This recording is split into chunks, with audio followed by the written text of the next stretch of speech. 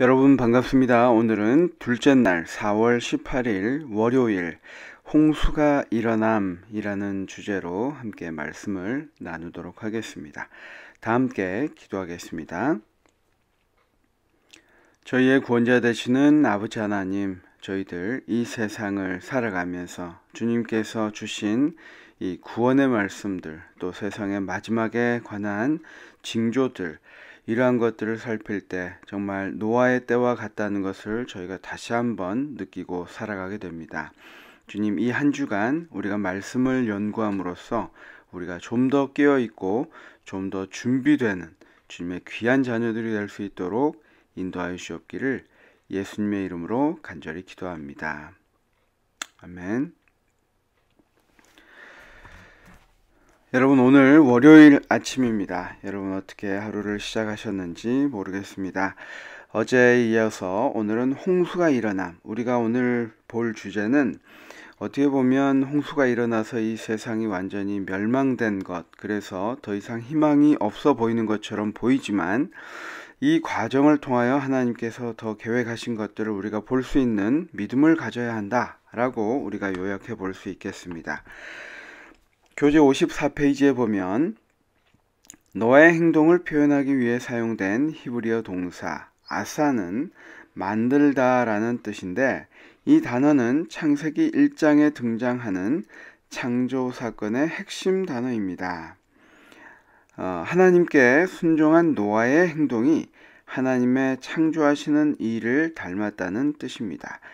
이와 같은 연관성을 통해 우리가 깨달을 수 있는 것은 홍수가 단지 하나님께서 인간을 벌하시는 사건이 아니라 하나님께서 우리를 살리시기 위한 일이라는 것입니다 라고 이야기하고 있습니다. 하나님께서 우리가 어제 보았죠. 아사라는 단어가 하나님께서 창조 사역을 하실 때 사용하셨던 그 표현의 단어인데, 이 연관성을 통해서 우리가 하나님께서 이 홍수는 우리를 멸하시고 벌하시는 사건보다 우리를 살리시기 위한 일이라는 것을 다시 한번 생각해 보게 합니다. 창세기 7장에 우리가 잘 아는 내용이지만 창세기 7장에 홍수가 일어나는 그 사건을 간단히 보면 이렇습니다. 7장 1절에 보면 노아와 온 가족들을 방주로 들어가라고 명령하십니다. 그리고 정결한 짐승은 암수 7씩, 부정한 것은 암수 2씩 해서 이 방주로 들어오게 하고, 또 7일 후면 40주야 땅에 비를 내려서 모든 생물의 지면의 모든 생물이 이제 죽게 된다라는 말씀과, 또 그것을 노아는 5절에 보니까 여호와께서 자기에게 명하신 대로 다 준행하였더라. 여기도 이제 같은 단어가 사용된 것이죠.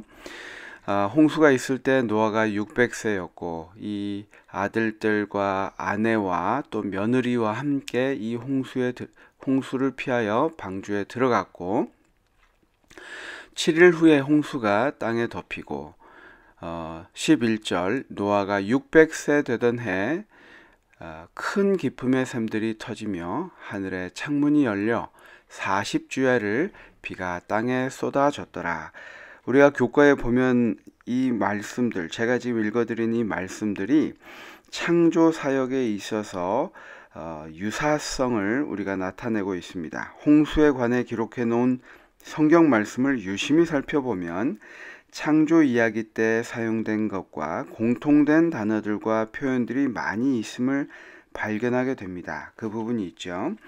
그래서 모든 종류대로 가축들이 그 종류대로, 땅에 기는 모든 것이 종류대로, 새가 그 종류대로, 무릇 생명의 기운이 있는 모든 육체가 둘씩 노아에게 나와 방주로 들어갔으니, 우리가 이 그림은 유명한 그림을 통해서 우리가 어렸을 때부터 많이 보았던 그림일 것입니다.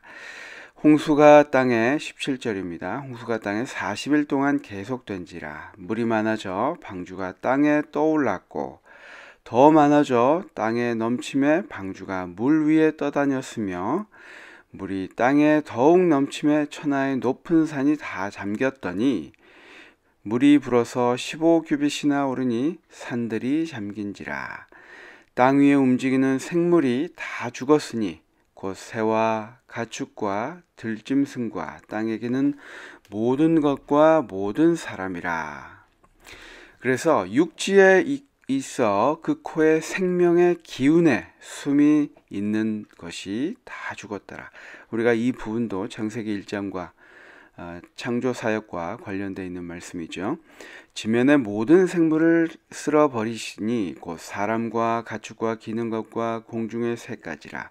이들은 땅에서 쓸어 버림을 당하였으되 오직 노아와 그와 함께 방주에 있던 자들만 남았더라. 물이 151을 땅에 넘쳤더라 라고 창세기 7장은 기록하고 있습니다. 이런 관점으로 보면 홍수 이야기는 창조 이야기처럼 보이기도 합니다.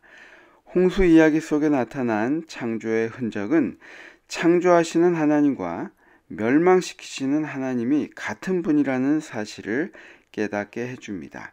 하지만 이와 같은 유사성은 희망의 기별을 전달하기도 합니다. 홍수는 새로운 창조가 되도록 계획되었으며 이를 통해 세상은 새롭게 존재하게 될 것입니다. 우리 교과에서 이렇게 이야기를 하고 있습니다. 새로운 것을 만들기 위해서 이전의 것들이 모두 사라지는 장면, 이것이 우리 교과 55페이지에도 나오지만 계시록 21장 1절의 말씀처럼 또 내가 새 하늘과 새 땅을 보니 처음 하늘과 처음 땅이 없어졌고 바다도 다시 있지 않더라. 이 말씀처럼 역설적인 기별이긴 하지만 새 창조를 위해 전에 있던 것을 파괴하셔야 했고 하나님께서는 그 다음에 새로운 지구를 창조하기 위해서 옛 것을 파괴하셔야 했던 것을 이 홍수의 사건 또 새하늘과 새 땅 앞으로 있을 사건들을 통해서 우리가 그 연관성을 찾아볼 수 있을 것입니다.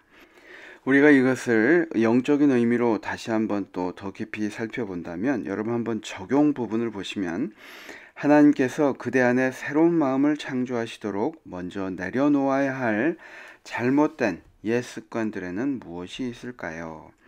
우리가 옛 사람은 버리고 새로운 사람이 되기 위해서 어떠한 면들이 필요할까 하는 질문입니다. 우리가 교재에 나와 있는 것처럼 로마서 6장의 말씀들을 보면 이렇습니다. 그런즉 우리가 무슨 말을 하리요? 은혜를 더하게 하려고 죄에 거하겠느냐? 그럴 수 없느니라. 죄에 대하여 죽은 우리가 어찌 그 가운데 더 살리요? 무릇 그리스도 예수와 합하여 침례를 받은 우리는 그의 죽으심과 합하여 침례를 받은 줄을 알지 못하느냐? 그러므로 우리가 그의 죽으심과 합하여 침례를 받음으로 그와 함께 장사되었으니 이는 아버지의 영광으로 말미암아 그리스도를 죽은 자 가운데서 살리심과 같이 우리로 또한 새 생명 가운데서 행하게 하려 함이라. 만일 우리가 그의 죽으심과 같은 모양으로 연합한 자가 되었으면 또한 그의 부활과 같은 모양으로 연합한 자도 되리라. 우리가 알거니와 우리의 옛사람, 이 옛사람이 예수와 함께 십자가에 못 박힌 것은 죄의 몸이 죽어 다시는 우리가 죄에게 종노릇 하지 아니하려 함이니 라는 말씀입니다. 제가 로마서에 있는 말씀을 읽어드렸는데 여러분 2절의 말씀 보면 그럴 수 없느니라. 죄에 대하여 죽은 우리가 어찌 그 가운데 더 살리요? 라고 이야기하고 있습니다. 우리가 이제 새로운 사람이 되었습니다. 하나님의 은혜로 우리가 구원을 얻게 되었습니다. 그러면서도 우리가 죄에 거하려고 하는 것은 맞지 않다는 것입니다. 이것을 우리가 좀 더 자세히 살펴보면 칭의를 요구하면서도 동시에 옛날에 죄된 길에 머물기를 고집하는 그것은 전혀 믿음이 아니라는 것입니다.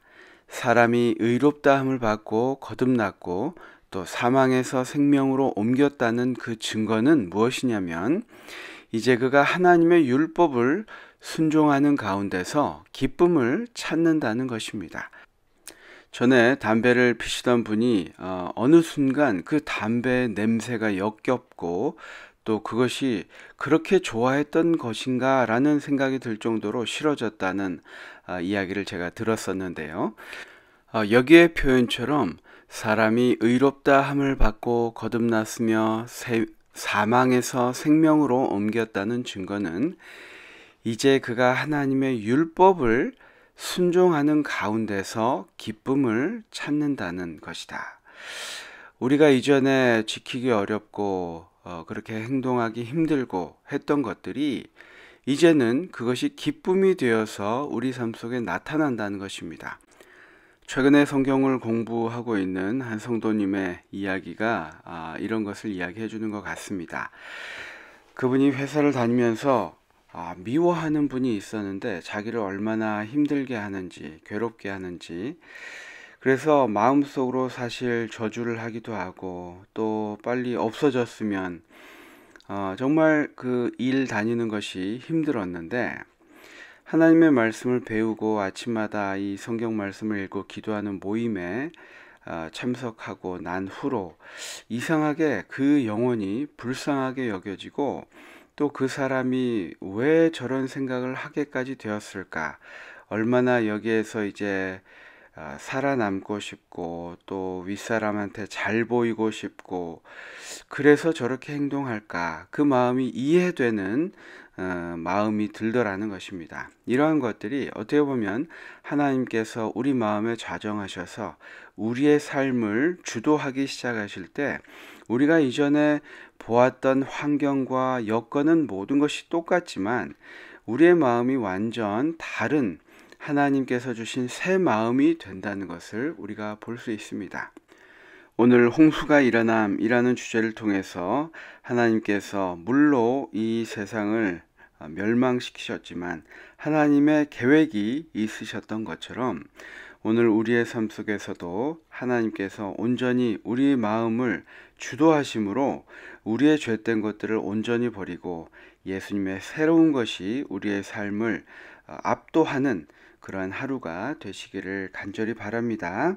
우리 기도하고 오늘 기도회를 마치겠습니다. 저희를 사랑하시는 주님, 저희 마음속에 언제나 이 떠나지 않고 우리를 유혹하는 이 죄악들이 정말 우리가 하나님을 온전히 순종하고 받아들였다면 그것들이 유혹이 아니라 우리가 싫어하는 것들, 우리가 증오하는 것들이 될 것입니다. 우리가 그러한 삶을 살아가도록, 우리가 다시 주님을 온전히 우리 삶의 주인이 되도록 모시고 우리의 모든 자아를 포기하고 주님께서 우리의 주님이 되시도록 하는 하루가 되도록 주님이 이끌어 주시고, 또 우리의 삶을, 오늘의 삶을 주님 온전히 인도하여 주시옵기를 예수님의 이름으로 간절히 기도합니다. 아멘. 여러분, 오늘도 승리하는 하루가 되시기를 바랍니다. 감사합니다. 내일 뵙겠습니다.